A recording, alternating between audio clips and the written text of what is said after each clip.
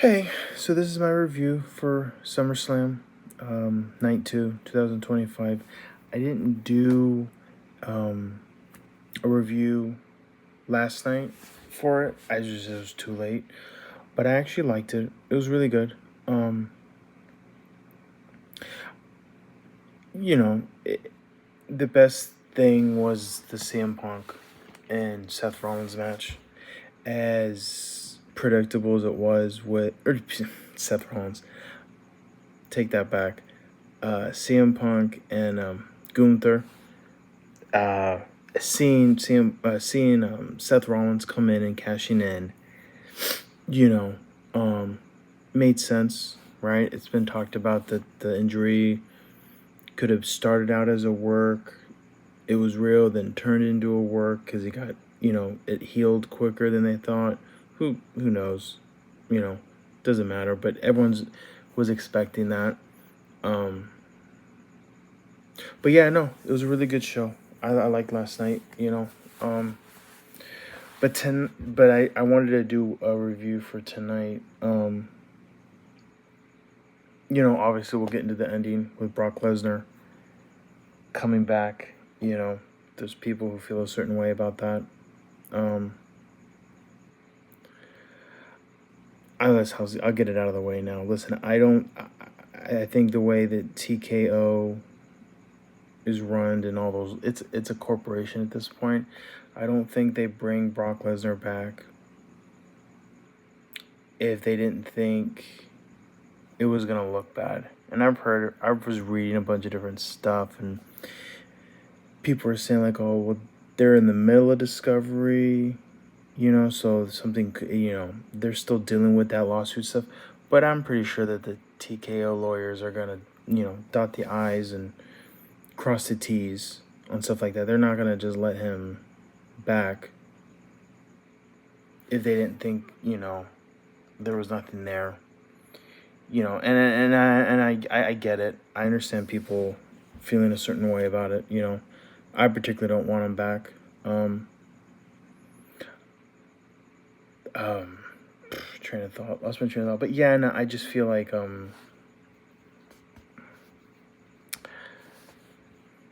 it's a complicated history. It's like Hulk Hogan. He'll never be looked at the same. People are gonna, he doesn't particularly seem like a nice guy. He doesn't seem very friendly, or he doesn't seem, when you hear him do interviews and stuff like that. So it doesn't really help him all that much. But yeah, we'll get into that. We'll start with the first match though. So they opened up with the Women's World Championship match. Rhea Ripley, Io Sky, Naomi. Let's see. So, you had the two baby faces, jumping and attacking Naomi right off the bat, I thought it was a decent match. I go back a little bit. I really enjoyed Naomi's entrance with her dad. I thought that was really cool. It felt like a superstar. It felt like a big entrance, something different. But she definitely deserves. She's been in that company 10 plus years. She definitely deserves an entrance like that. So no, that was cool that it was her dad. So I like that. But yeah, so they go back and forth. With the previous champions trying to seek to one up each other. Right, you got Rhea Ripley and Io going back and forth. Then Sky flattens Ripley with an over the moonsault, but then Naomi. I'm gonna fix that. I have a friend, Noemi, so that's why I get them mixed up. Now Naomi delivers a full Nelson bomb to almost get the win. Let's see, but yeah, so Naomi eventually defeats Rhea Ripley and Sky. That was a decent match. Thought it was good. It was a good opener. I was at WrestleMania when they did that triple threat match, and I like that one better. I don't think anything was really gonna top that one. So that, but this one was a good match. I liked it. Next you have the TLC match with the White Six and Fraxium and DIY and the Motor City Machine Guns and the Street Profits. That was a crazy match. Yeah, that a lot of spots. It was a train wreck, you know. I thought it was cool. They got, Uncle Howdy and Eric Rowan and Candace and Nikki and BFAB. They all got involved in it, right? Joe Gracie took a beating, and he sells great too. He really does. I really was impressed with him in this match. I probably out of all the spots that I enjoyed was probably, I think it was Dawson that took the Spanish Fly into the tables, but that one was probably my favorite spot. That was, I think, towards the end of the match. But yep, White Six ended up winning. And I enjoyed it too because in the match, they were all seeming going after the White Six, making them seem, building them up as the big threat, and because it's been so long with the White Six, start go. They're away for months. They come back, and as someone that's a big fan of Bray Wyatt and that whole thing, I'm glad to see them winning. I was hoping that it wasn't just going to be like a transitional, like a short reign. So hopefully they hold them for a while. They definitely need to start putting them in more PLEs. They really do. The next match we have is the Women's Intercontinental Championship that was a no DQ with Becky Lynch and Lyra Valkyria. I'm gonna butcher that name so much. Let's see. This match I wasn't really that excited for. I really wasn't. I'm not a big Becky Lynch fan for quite a while. I would have rather seen Bayley and Lyra in this match.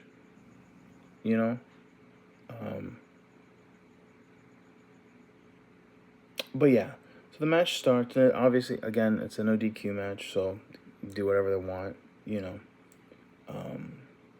They were brutalizing each other, unloading with their own impressive offenses. Using different. Becky went to go grab a Singapore King, and then boom, Lyra has that crowbar. And then they battling out with that stuff, which I liked. Yeah, it was a decent match. It was good. I was looking forward to it, so it was what it was, Then Bayley does come out at one point to save Akira. I'll just say Lyra. Came out and saved Lyra. Let's see, I lost my place. Yeah. Bayley comes out. Becky tries to, convince her to help her take out Lyra and stuff like that. And then the finish was wonky, right? Bayley tries to save her, accidentally hits her, and then, what's it's not the rock bottom. Oh, God, I should have wrote it down. Manhandle slam. That's what it was. Manhandle slam. So Becky gave her the manhandle slam, and gets the win.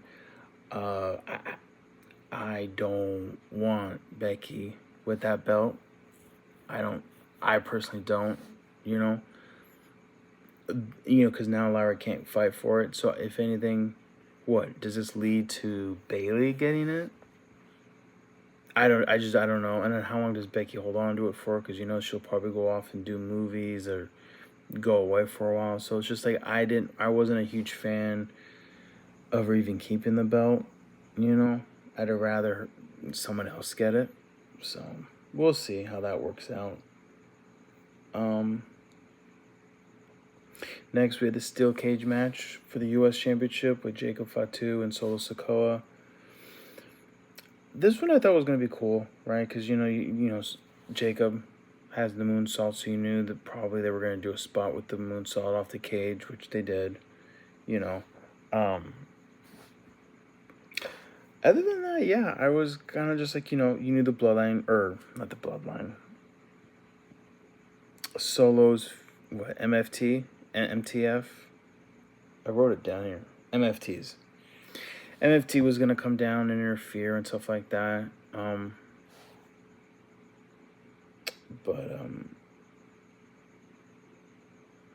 But yeah, so beginning of the match, Solo goes and attacks Jacob, does a really good job, dominates early on. I will say too, real quick, I really like Jacob's entrance with the mask and just this whole energy. In a few years, he's already a big attraction now. I can't wait to see what he's like in 5 years. It'll be even bigger, for sure. But yeah, so Solo goes in, dominates real early on. Jacob fights back. Let's see. They have a few trying to get out of the cage, pulls them out. A lot of back and forth stuff, which was cool. But then, MFT's gonna come out. What is it? JC, Talatonga, and Tamawanga. Tongaloa. My bad. I'll get better at pronouncing these names. They come out and try to interfere, right? They corner the ring. And then Jimmy comes out, super kicks, JC, and then Loa. Yeah. And then, Talatonga lays him out, takes care of him. I was wondering if when Jimmy came out, if Jay was going to come out too, or if it was just going to be Jimmy. It ended up just being Jimmy. So, okay, it's fine. It's okay. And then they handcuff, right? Then they handcuff Jacob to the cage, right? Try to have Solo get out. Solo got pretty close, too, a few times. I was like, okay, this is how it's going to end. I didn't think Jacob was going to get out of the handcuffs or anything like that.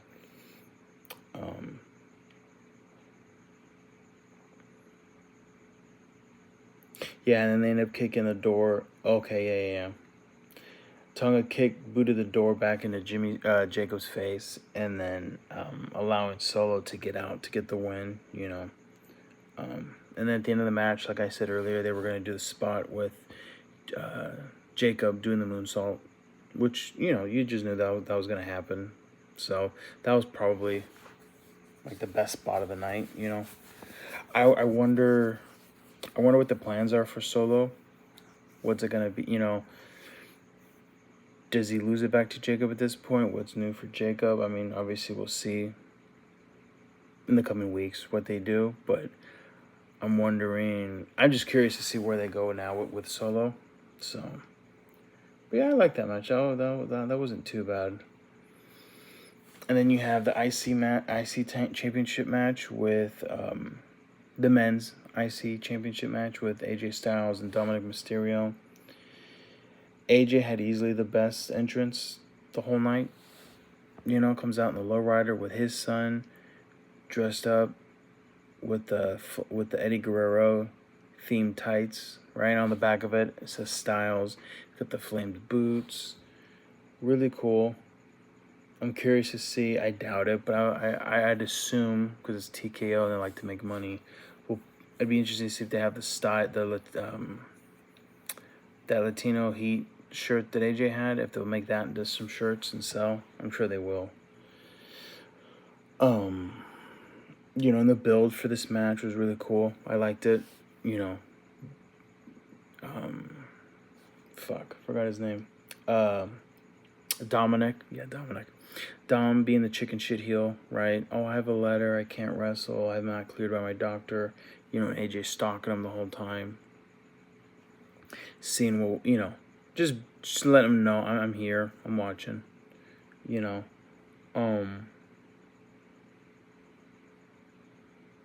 But yeah, no, it was a good match. Okay, sorry.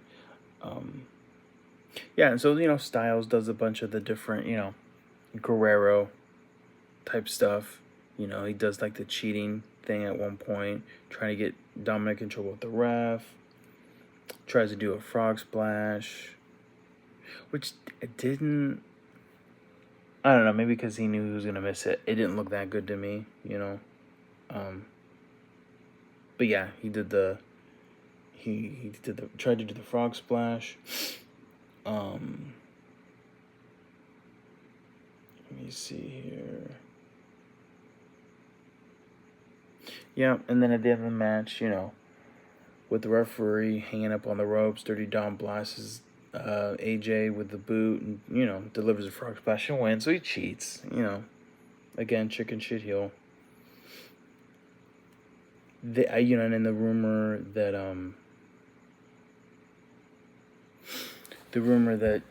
Mysterio might get the AAA championship, they probably are gonna, want to have him have the IC belt with it. So, but I think at some point you're gonna have. I think maybe Survivor Series, you have AJ lose, or you have AJ win the title. You have him win it back. I mean, that's what I think you would do. Who knows, really? But I think at some point AJ is gonna have to win it from Dom. And if AJ's retiring this year, that'll probably be his last big title that he gets. So, yeah, you're going to have to do something. And then we have the main event. The street fight for the undisputed WWE Championship. Cody Rhodes and John Cena.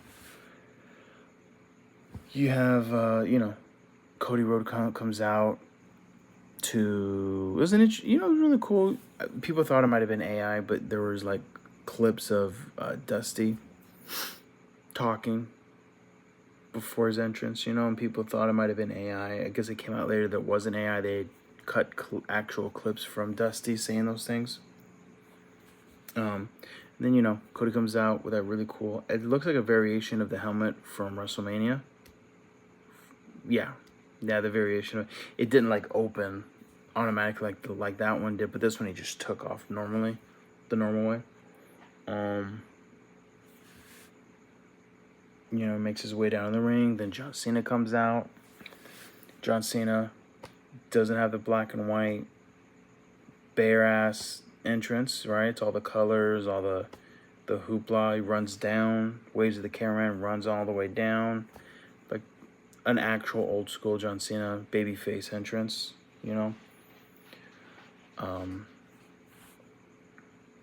So yeah, that means that, there was enough. I don't know why people thought that it was going to be, like he was lying about that. There were people talking about how, like, oh, it was fake. He's still going to be a heel. Like, no, they wouldn't have built all that up. You wouldn't have Michael Cole talking about it, if it wasn't going to stick, if they weren't going to keep him a face. So, let's see. And they do the entrances, right? Announce, the real champ is here, all that stuff. So early on, right, you're getting a bunch of weapons and tables. I don't know how. They used so many tables that match. It felt like they used a lot of tables. They did the announce. At one point, John Cena AA's Cody through the announce table. And then they kept pulling. It felt like they just kept pulling out tables and tables and tables.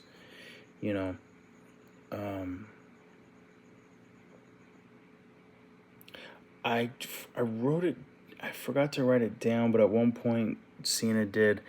Is it the Canadian Destroyer? There's different names for it. I could have it wrong. I'll have to look it up. But yeah, he pulled out a Canadian Destroyer right on the mat. proving to people he can actually wrestle, you know. Yeah, I really enjoy. You know, they made their way up to the ramp. They go. Did they go down? And yeah, they went down and they went up the elevator for where Cody makes his entrance. They went up through that, and then pops up and Cena's on top. Cena has Cody on his shoulders again and does another AA. Just throw. They called it an AA, but he fucking just lunged him. It looked like it didn't look like a normal AA. He just like fucking just lunged him right over his shoulder, just threw him on down. They had a spot where they would go through the crowd, right, smashing each other with the trash cans. Pulled out some more tables. You got some Cody cutters. You got some AAs.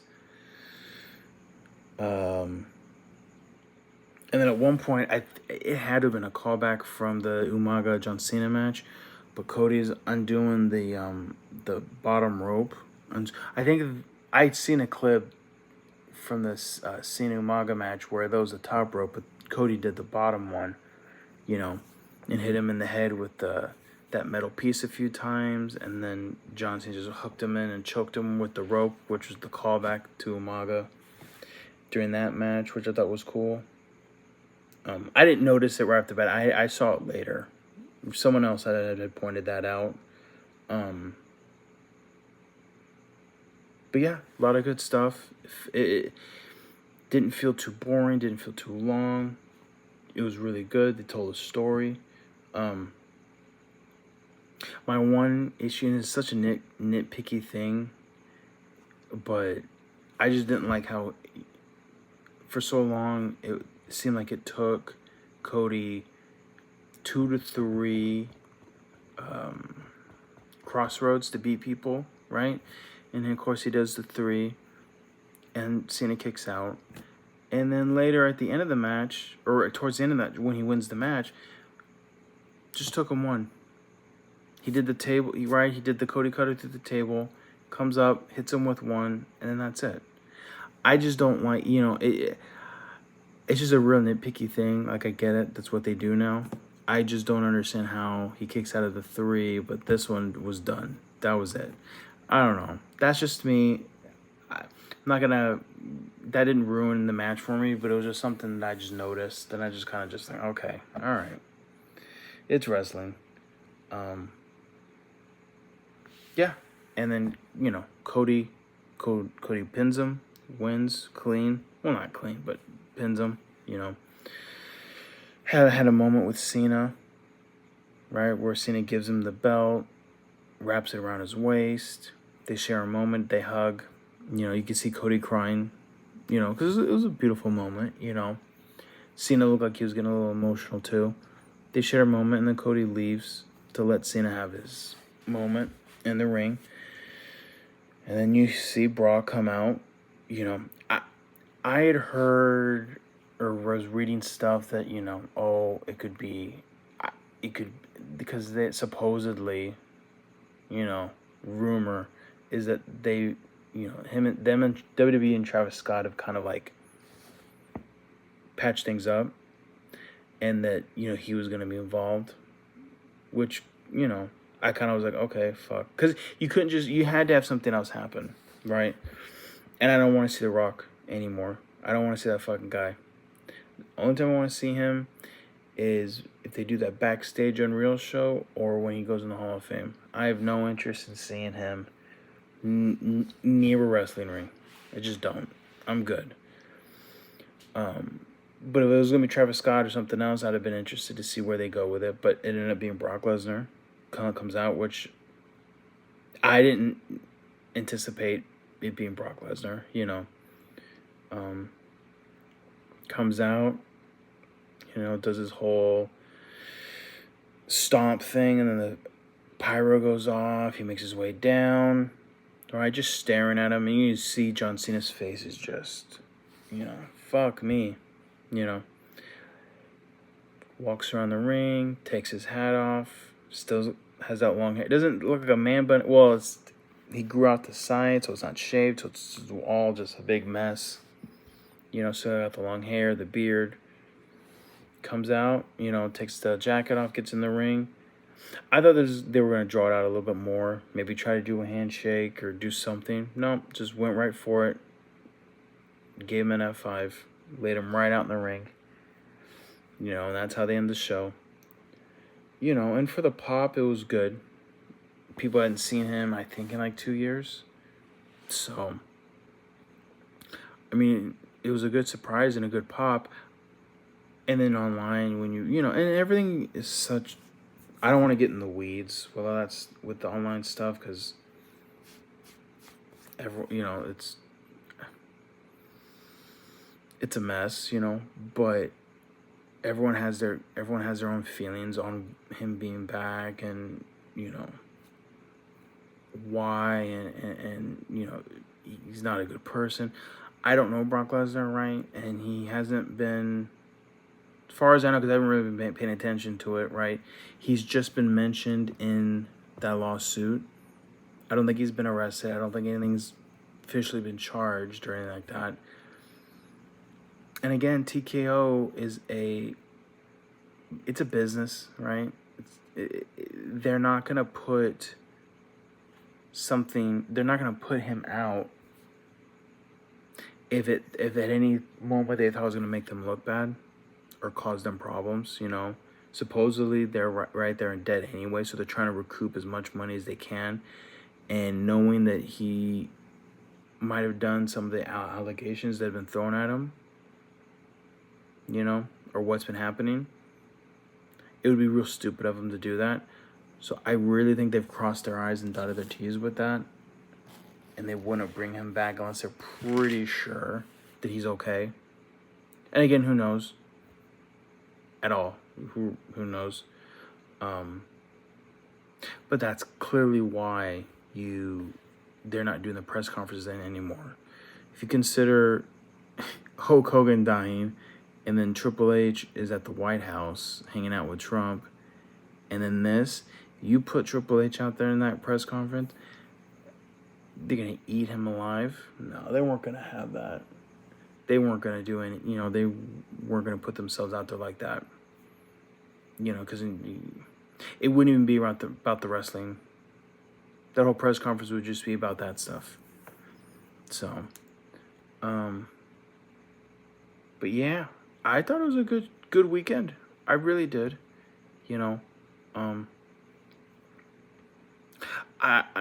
I don't have anything too negative to complain about. There were some matches that were okay. Some matches I had no interest in seeing. To me, there wasn't a bad match, right? There was not something I would go back and rewatch these at any point.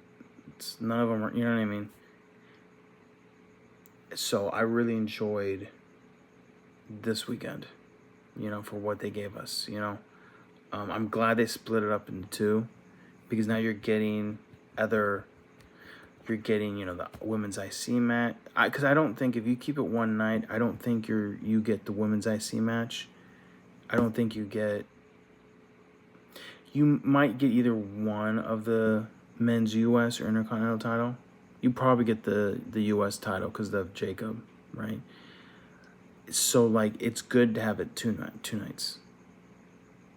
Because you can't not have those other belts up, for those kind of shows, for those big four shows. So hopefully at some point, maybe they split Survivor Series into 2 nights. I don't know. That would be interesting to see, but I definitely think at some point the big four should probably split into the 2 different shows, the 2 different nights. Because it's ridiculous that the tag team titles haven't really been seen on those kind of shows, So, but yeah, I enjoyed it. Please comment, like, subscribe. I'm trying to get better at this. A lot of rambling, I know. The note taking probably it's gonna get better. I feel like I've been doing better than the and all that stuff. So, if you like my the content, please like, subscribe, comment. Let me know what you think of it. What you think of Brock Lesnar coming back, and because again, and I didn't bring this up. I forgot about this, and I made it into a short earlier. But Real quick, what do you do for John Cena now for the last 4 months? Because he's got 4 months left. You've already done CM Punk, and they're not doing that again. You've already done Randy Orton. They've already said they're not doing that again. You just finished up with Cody. I don't know if you do Roman again. If Roman's even going to be available, I think Roman's probably, along with Cody, going to go shoot Street Fighter. Right? So who do you have from Cena's that Cena has a story with? Edge is in AEW. You know, and I'm sure he's gonna they've mentioned that his contract is nearing soon or ending soon. I don't know anything about that. But even if it is, he'll probably resign. I don't think he goes back to WWE. You know. So there's not very many people left for Cena to really fight that means something. And I think that, you know, and I read this earlier too. I guess John Cena supposedly is picking who he wants to face, you know. So I think that also played a huge factor in them bringing Brock, because if Cena doesn't do that, mentions wanting Brock, if that actually happened, I don't know if you get Brock Lesnar back. You know, because I'll be honest, I don't really want to see him. The only match I really would want to see him with is Gunther. You know, I've had enough of Brock, to be honest. You know, it's the same match over and over again. You know, and then, like, again, this will be interesting. I'm interested to see what they do with him and Cena, because it's been years since they've, you know, been in the ring together. But other than that, if it's not Gunther, I really have no interest in seeing him with anybody else. So, but again, comment, like, subscribe. I'm gonna try and do a review for Raw 2 tomorrow night. See how that goes. But yeah, everyone have a good night. See ya.